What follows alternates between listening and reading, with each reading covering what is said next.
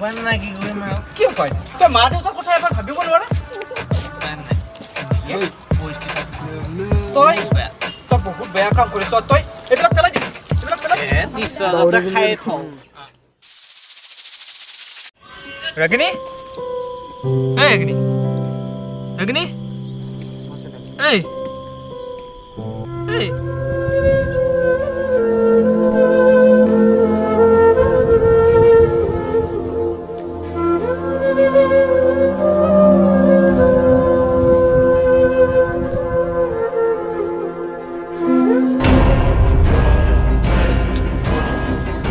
মই গ'ল বেকেলত বেছিকৈ আনিব নোৱাৰো নেকি